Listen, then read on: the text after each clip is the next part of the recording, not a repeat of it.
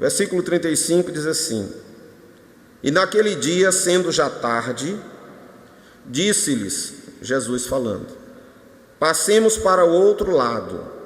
E despedindo a multidão, levaram-no consigo assim como estava, no barco. E havia também com ele outros pequenos barcos. E se levantou grande tempestade de vento, e as ondas batiam no barco, de modo que já se enchia. E ele estava na parte de trás do barco, dormindo sobre uma almofada. E despertaram-no, dizendo-lhe: Mestre, não te preocupa que pereçamos? E ele, levantando-se, repreendeu o vento e disse ao mar: Paz, aquieta-te. E o vento cessou, e houve grande calmaria. E ele disse-lhes: Por que sois temerosos? Ainda não tendes fé? E eles temeram muito e diziam uns aos outros: Que espécie de homem é este, que até o vento e o mar lhe obedecem? Glória a Deus. Esse texto é conhecido dos irmãos, muitas vezes nós já meditamos ele aqui na igreja, e ele trata de um episódio fantástico da vida de Jesus. Mais uma vez, Jesus estava nos muitos dias em que ele reunia as pessoas para anunciar a palavra de Deus, e ele costumava fazer isso nas praias, onde a área era grande, perto do mar, porque era comum que eles usassem as embarcações para irem de uma cidade a outra, ali próximo daquele mar que nós chamamos de mar, mas na verdade é um grande lago, o lago da Galileia, o mar da Galileia, que eu tenho certeza também que os irmãos já ouviram sobre o mar da Galileia, como é interessante ele, o mar é um lago, né, que fica a 200 metros abaixo do nível do mar, que tem lá quase 40, 50 metros na sua maior profundidade, e embora sendo um lago, mas ele, devido às condições em que ele está colocado, há uma produção de vento na região muito intensa, que provoca também tempestades. Eles chamam de tempestades de vento, e não eram tempestades pequenas, de fato, havia uma grande movimentação de vento que agitava muito o mar. Isso era um fenômeno comum naquela região. E diz a Bíblia que depois de um dia de trabalho, Jesus chama os discípulos e diz para eles: vamos passar para o outro lado. Jesus estava próximo da cidade de Cafarnaum, fica na parte mais alta do mar, mais norte do mar. E ele entrou naquele barco, como diz aqui a palavra, e começaram a viagem à noite. E em dado momento, como era comum acontecer, a movimentação das massas de ar naquela região produziam tempestades de vento repentinas. Não era como nós aqui conhecemos, que começa a nuvem a ficar escura. As tempestades lá eram meio bruscas, porque tinha a ver mais com a movimentação de ar na região do que com as condições atmosféricas. Porque aquela região quase não chove. Lá o normal é de abril até setembro não cair praticamente chuva nenhuma. Então é uma região mesmo seca. E as tempestades, elas tinham mais relação com os ventos. E isso aconteceu de repente. Pegou no meio do mar, até porque, se os irmãos forem perceber, nenhum pescador que se preze vai entrar na água com o mar revolto, né? Eles com certeza começaram a viagem de uma maneira tranquila e foram surpreendidos com aquela tempestade. E aí diz a Bíblia que no meio daquele grande movimento de ar, daquela grande agitação, o mar começou a jogar ondas em cima do barco e ele já estava para afundar. E os discípulos, naquele desespero, no versículo 38, eles trazem uma questão que a gente lê, mas aí me chamou a atenção essa semana eu lendo essa questão, quando ele disse assim, no versículo 38, diz que Jesus estava na parte de trás do barco, dormindo sobre uma almofada, e os discípulos, que pelo texto dá uma ideia de que estavam já desesperados, e eles então o despertaram e o fizeram, ao despertar Jesus, fizeram uma pergunta para ele, que foi essa aqui: mestre, não te preocupa que pereçamos? Mestre, tu não está te importando com o que está acontecendo conosco? E eu fiquei pensando que essa é uma pergunta que às vezes nós fazemos ao longo da nossa vida, muitas vezes. Deus se importa comigo? Deus está preocupado com o que eu estou vivendo? Deus se preocupa com a humanidade, com as condições em que nós estamos?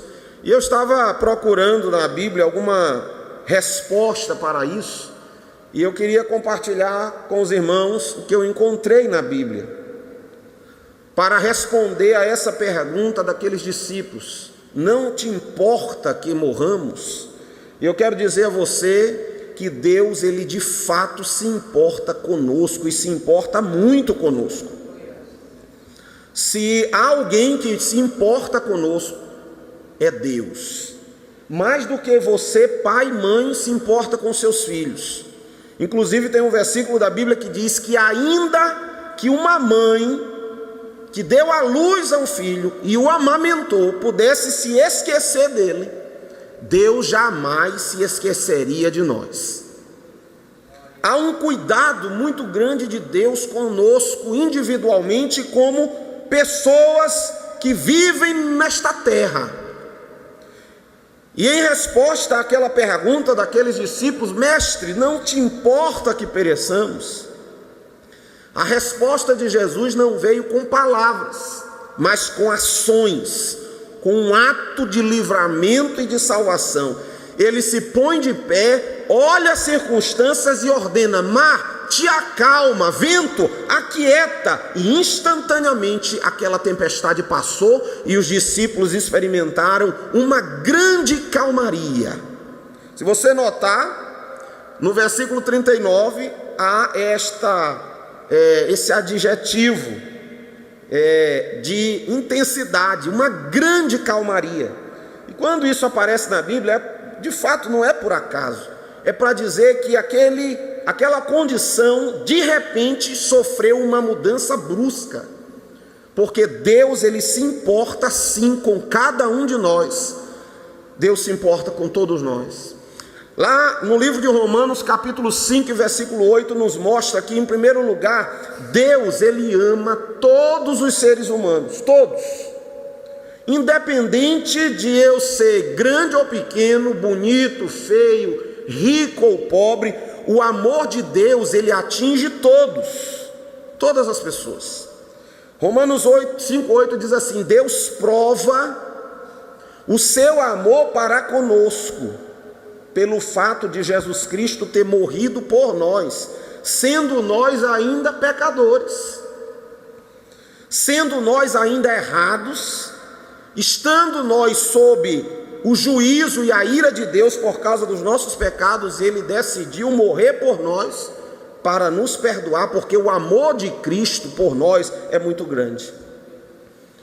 Jesus, quando estava na cruz, Ele tem uma expressão que, quando nós lemos, parece assim algo tão bonito, tão romântico, quando Ele olha para aquele povo e diz assim: Pai, perdoa-lhes, porque eles não sabem o que fazem. Às vezes a gente lê aquilo ali apenas como se fosse um ato bonito, mas na prática aquelas palavras de Jesus eram carregadas de muita verdade, de muito sentimento verdadeiro, de um amor intenso. Olha, irmãos, não é fácil você amar pessoas que lhe machucam, não é fácil você amar pessoas que lhe traem, pessoas que mentem para você, pessoas que lhe causam danos. Hoje nós falávamos sobre o perdão na escola dominical, e uma das coisas que nós falávamos é que às vezes as pessoas machucam a gente com bobagem. Aí é fácil você dizer: eu te perdoo, não foi nada, passou. Mas outra coisa é você perdoar alguém que ele maltrata de verdade. Jesus foi profundamente humilhado por aqueles homens que o prenderam. O seu sofrimento foi intenso. Ele apanhou, ele foi cuspido, ele sofreu de fato muitas humilhações, mas mesmo assim ele olha para aquelas pessoas e diz assim: Pai, perdoa-lhes, porque não sabem o que fazem. Mas eu quero dizer a você que isso é um ato de uma grande demonstração do amor de Deus, porque Jesus, ele tinha todas as condições, se quisesse, de destruir tudo. Ele tinha condições de mudar a sua realidade a hora que ele quisesse. Ele chegou a dizer para Pedro antes no jardim: Pedro, guarda a tua espada, eu não poderia pedir para o meu pai, e ele me mandava mais de 12 legiões de anjos. Jesus podia, a qualquer momento, ele tinha o poder de mudar. E eu acho isso interessante, importante, que demonstra o amor de Deus por nós, porque nós seres humanos, se tivermos isso aqui de poder, nós queremos exercê-lo sobre as pessoas que nos cercam. Se você olha aí com frequência, às vezes vídeos e depoimentos, às vezes você chega, está ali diante de um policial, aí você quer usar o seu argumento: eu sou advogado, eu sou juiz, e você não tem direito de fazer isso e aquilo. Quantas vezes nós vemos pessoas que às vezes têm um pouquinho só de autoridade e querem exercê-la para se sobrepor às demais. Jesus tem todo o poder, toda a autoridade, mas mesmo sob o sofrimento e humilhação, ele foi capaz de dizer: Pai, perdoa-lhes, porque não sabem o que fazem. Isto é o amor de Deus demonstrado por nós. Deus prova seu amor para com a nossa humanidade, para comigo e contigo, pelo fato de Jesus ter morrido por nós, sendo nós ainda pecadores. Aí eu me lembro do livro de Jonas. Se você já leu o livro de Jonas, vai encontrar lá uma história interessante. Jonas era um profeta e era usado por Deus. E Deus o visitou, Deus falou com Jonas e disse para Jonas: Jonas, vai até a cidade de Nínive, e ali você vai profetizar contra aquela cidade, porque a cidade está em corrupção total. Nínive era uma cidade grande, capital da Síria. Do lugar geográfico aonde Jonas estava, ela ficava para o lado leste. Jonas, ouvindo aquela palavra, veja o que ele pensou. Ele disse: eu não vou perder meu tempo indo profetizar para a cidade de Nínive, porque eles vão ouvir a palavra, vão se arrepender, Deus vai perdoar, e eu vou ter ido lá só perder meu tempo. Aí ele entra num barco, Deus manda ele para um lado, ele foi para o lado contrário. E ele, se você está lembrado do mapa, o lado contrário era exatamente o litoral do mar Mediterrâneo. Ele entra numa das cidades porteiras lá, ele entra num barco e segue embora para o outro lado onde Deus não mandou. E os irmãos conhecem toda a história. Como Deus faz a tempestade vir sobre o barco, como Jonas é jogado no mar, como ele é engolido por aquele peixe, e no final de tudo ele se arrepende, Deus lança ele na praia. Aí ele vai obedecer a palavra, ele chega em Nínive, e aquele pessoal era um pessoal que estava totalmente distanciado de Deus.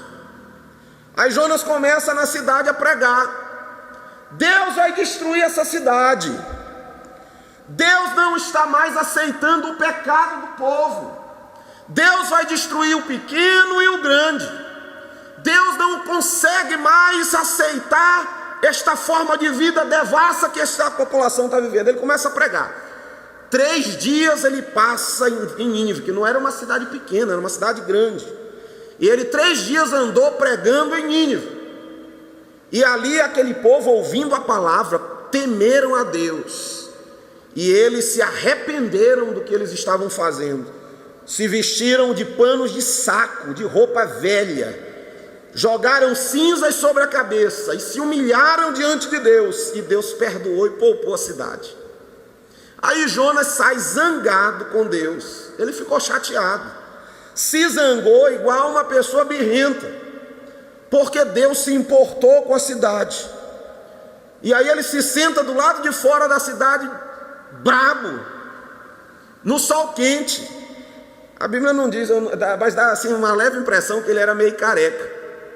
E aí ele senta do lado de fora da cidade e olhando para a cidade, bravo porque Deus tinha preservado a cidade. Aí o Senhor fala com ele. Aí ele sentado olhando a cidade no sol quente, veja como Deus trata conosco. Deus se importa com a coletividade, mas também conosco individualmente. Aí olha a psicologia de Deus com Jonas. Ele está lá sentado no sol quente, batendo na moleira dele. Aí Deus faz nascer uma planta, uma boboreira. E aquela coisa cresce, e ela cresce de tal forma que faz uma sombra para Jonas. E aí aquilo ali vai. Quando passa um tempo que ele se acostuma com a sombra, Deus fere a boboreira seca. Quando aquilo seca, aí Jonas entrou em depressão total, aí ele não aguentou mais. Ficou triste, você lê a Bíblia vai ver que ele ficou arrasado por causa da boboreira. Aí Deus aparece para ele e diz assim: mas Jonas, tu está tão chateado com o quê?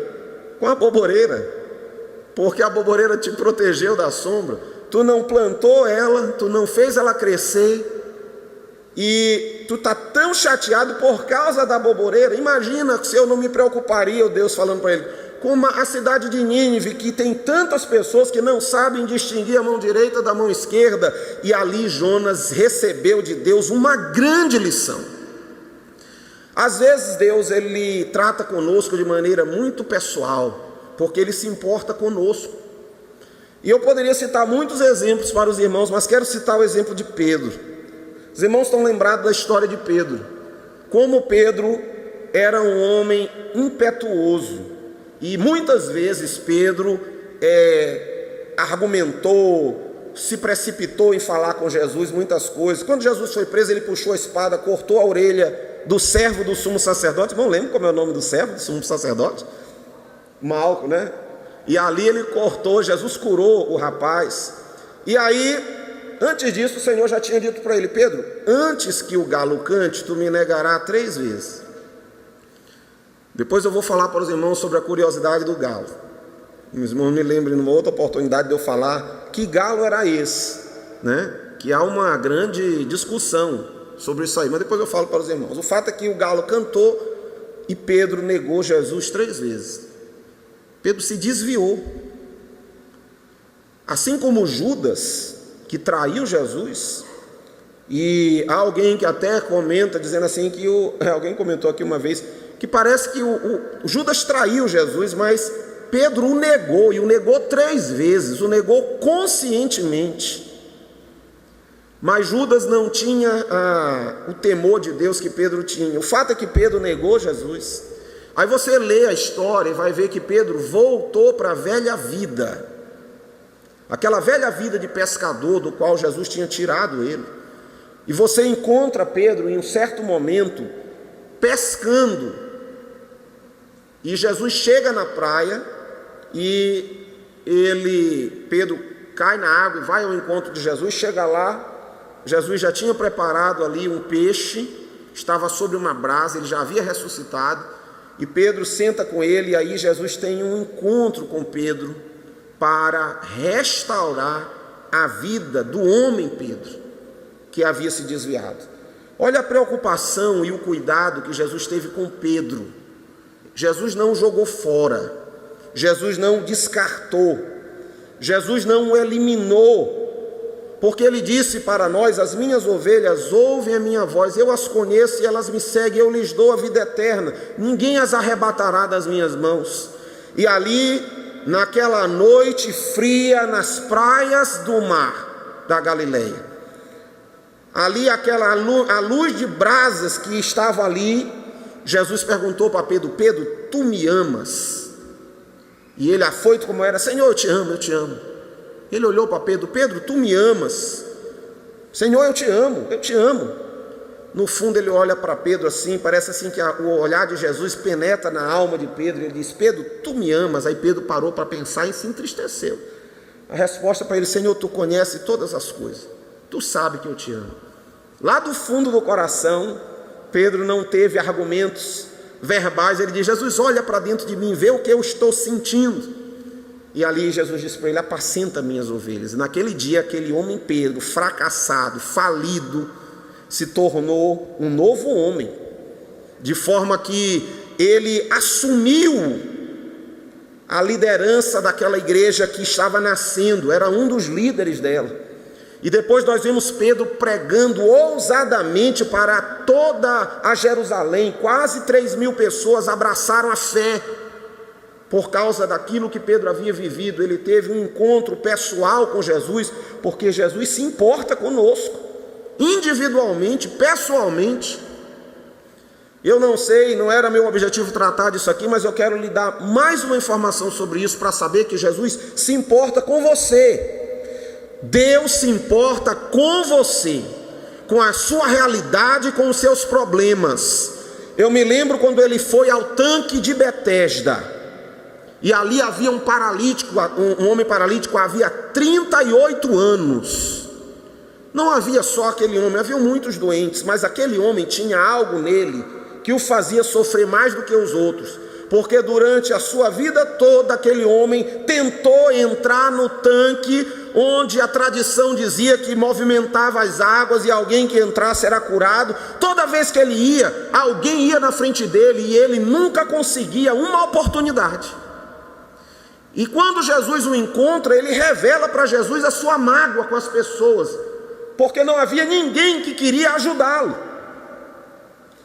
E a mágoa maior daquele homem nem era pela sua condição da paralisia, mas era por nunca ter recebido a ajuda dos seus pares.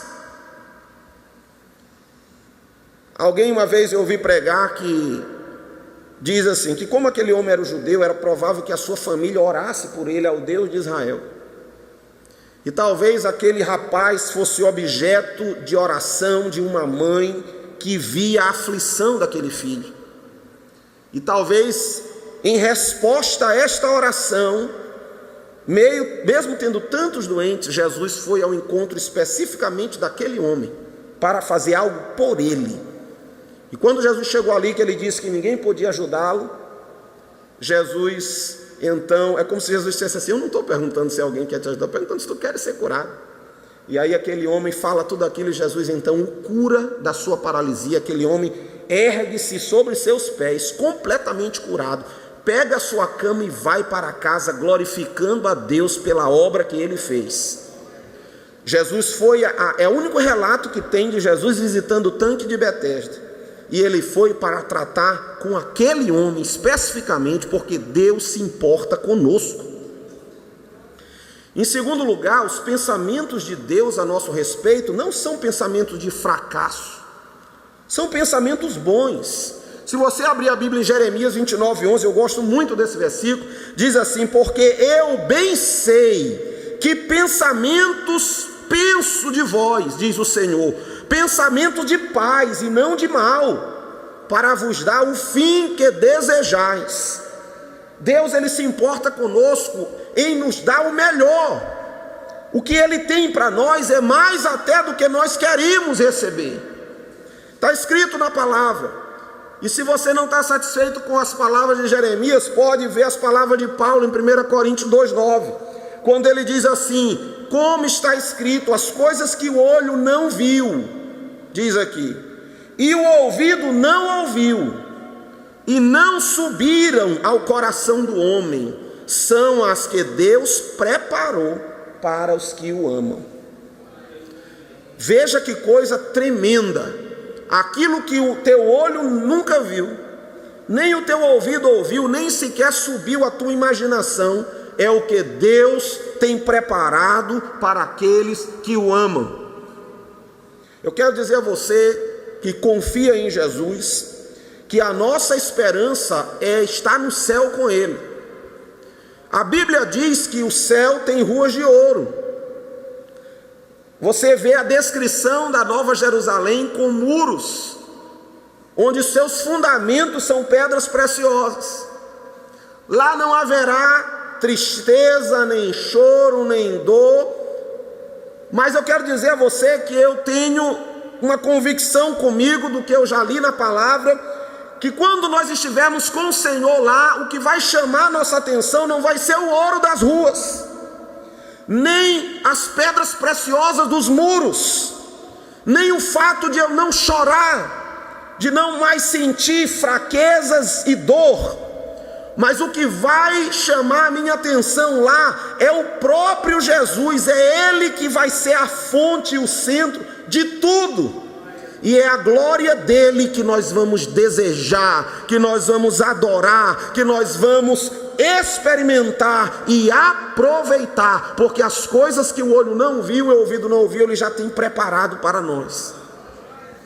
Quando aqueles discípulos perguntaram: mestre, não se te dá que pereçamos? Jesus poupou palavras para falar com eles, apenas repreendeu a tempestade para mostrar o quanto ele se importa com cada um de nós. Você percebe que às vezes você lê a palavra, e a palavra de Deus, ela fala muito sobre o juízo também. Deus é amor, mas também é justiça.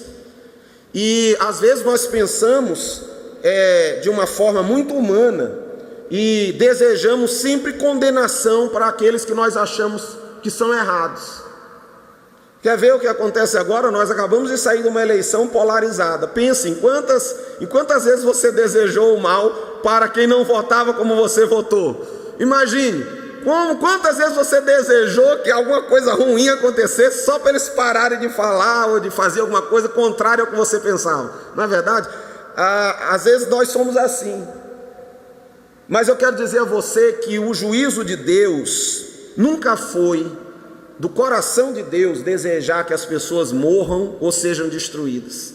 Se você abrir a Bíblia em Ezequiel 33:11, veja o que Deus diz sobre isso. Ele diz assim: dize-lhes, Deus falando para Ezequiel, diz a eles, Ezequiel: vivo eu, diz o Senhor Jeová, que não tenho prazer na morte do ímpio, mas em que o ímpio se converta do seu caminho e viva. Aí ele finaliza: convertei-vos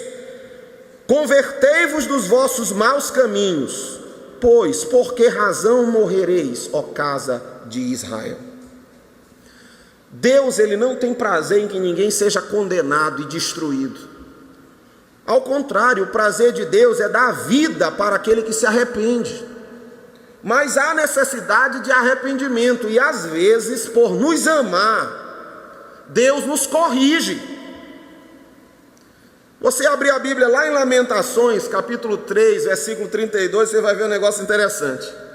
Ele diz assim: pois ainda que Deus entristeça alguém, usará de compaixão, segundo a grandeza das suas misericórdias, porque Ele não aflige nem entristece de bom grado os filhos dos homens. Há um propósito. Até quando nós passamos por tribulação e por lutas, há um propósito. Provérbios 3:12 diz que o Senhor repreende o filho a quem ama, assim como o pai ao filho que quer bem. Deus às vezes nos permite passar por lutas e tribulações para nos colocar no caminho que Ele quer para nós. Porque se nós formos como crianças birrentas, como crianças mal educadas, como crianças manhosas, nós nos colocamos em grave perigo por nós mesmos. Todos que já tiveram filhos pequenos, que ainda estão com filhos pequenos, que já começam a andar, você tem que estar de olho, porque a criança, a gente entende que não tem um juízo, né? Então, se você não ficar atento, a criança se coloca em risco, até risco de vida.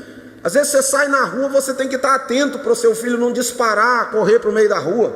Se você está numa escada, você pega a mão dele com força para que não aconteça. Outro dia eu vi um vídeo tão assim, até desesperador, de uma mãe que se descuidou, a criancinha pequena pegou uma escada rolante, e num shopping center, e lá no final da escada rolante havia uma área de vão entre a proteção do peitoril, né, e a escada, e a criança conseguiu se enfiar por ali e caiu de cima da escada. Mas alguém que já tinha visto, já estava esperando aquilo ali, correu, e quando a criança caiu, conseguiu pegar a criança, não se machucou. Mas veja o risco de uma criança desobediente, teimosa, quando se descuida. Mas eu quero dizer a você que Deus não se descuida de nós.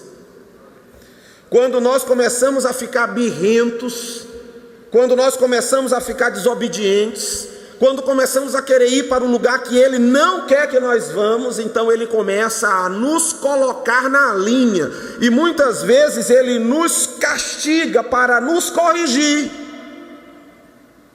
Mas isso não é porque Ele nos deseja mal, e sim porque nos ama e quer, antes de tudo, que a nossa alma esteja guardada em segurança para o dia que Ele vier nos buscar. Em terceiro lugar, a vontade de Deus, como Ezequiel disse, é que todos se arrependam. Paulo chegou lá em Atenas, e aquela cidade era uma cidade profundamente idólatra. Até hoje você chega em Atenas e vê os resquícios da idolatria. Parece que tem um templo para cada ídolo que eles tinham naquela época. Quem já viu fotos lá de Atenas vai ver que tinham grandes templos com objeto de idolatria. Paulo disse que era tão ruim que ele andava ali naquelas ruas, aquilo mexia no coração dele, de tanta idolatria que tinha. Mas quando Paulo prega para os atenienses, ele não estava dizendo que Deus ia matar ou destruir todo mundo. O que ele disse para aqueles homens foi assim, lá em Atos 17:30. Ele diz: olha, Deus não tem em conta os tempos da ignorância. Ele anuncia a todos os homens em todo lugar que se arrependam, porque Ele tem determinado um dia que há de julgar com justiça o mundo, por meio daquele que Ele destinou, que é Jesus. E ali foi a mensagem de arrependimento e de perdão Paulo levou para aqueles homens, porque Deus se importa conosco, Deus se importa com a sua família, mesmo com aquele marido difícil, com aquela esposa difícil, com aquele filho rebelde, que às vezes até nós mesmos desistimos dele. Deus não desiste, continue orando, continue clamando, porque Deus ama até ele. E se você ficar esperto, orando e buscando a Deus, quando ele se converter, vai ser mais crente do que você. Porque Deus ama. E tem um versículo que fala sobre o amor de Deus que eu acho fantástico. Se você abrir aí 1 Tessalonicenses 5:9, ele diz assim, sobre o amor de Deus. Deus, ele de fato se importa conosco. E diz assim, 1 Tessalonicenses 5:9, Deus não nos destinou para a ira, mas para a aquisição da salvação por nosso Senhor Jesus Cristo, que quer que todos os homens se salvem e venham ao conhecimento da verdade. Deus não nos fez para sermos destruídos. Lamentavelmente, nós é que escolhemos esse caminho, quando resolvemos permanecer no erro, quando não nos arrependemos, quando não nos convertemos, quando não nos submetemos a Deus, ao Senhor. Quantas oportunidades Deus tem nos dado para nós nos corrigirmos e andarmos corretamente, e nós temos recusado e rejeitado, mas a vontade de Deus para nós é a melhor. Jesus diz em João 6,39, a vontade do Pai que me enviou é essa, que nenhum de todos aqueles que me deu se perca, mas que o ressuscite no último dia, porque a vontade daquele que me enviou é esta, que todo aquele que vê o Filho e crê nele tenha a vida eterna. E aí quando aqueles discípulos dentro do barco perguntam, mestre, não se te dá que pereçamos? Claro que Jesus se importa conosco. E ele repreendeu o vento, repreendeu a tempestade e socorreu aqueles homens, como também pode socorrer você que hoje está aqui buscando a face do Senhor. Porque todo aquele que busca o Senhor, o acha. Ele diz na sua palavra, buscar-me-eis e me achareis, se me buscardes de todo o vosso coração. Lá no Salmo 50 ele diz, invoca-me no dia da angústia, eu te livrarei e tu me glorificarás. Quando nós estamos em situação de aflição e de desespero, nós precisamos lembrar que o Senhor se importa conosco, que Ele ouve a oração, Ele envia o socorro, Ele envia o livramento para todo aquele que confia nele.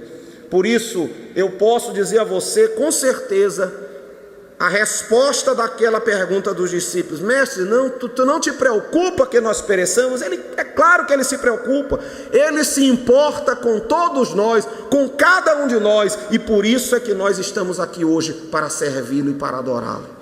Nós temos o Deus eterno que nos ama e nos livra de todo mal. Então permaneça firme confiando no Senhor, não duvide do cuidado de Deus com a sua vida, tenha certeza de que o Senhor se importa com você, mesmo nas coisas menores, Deus se importa contigo. Amém?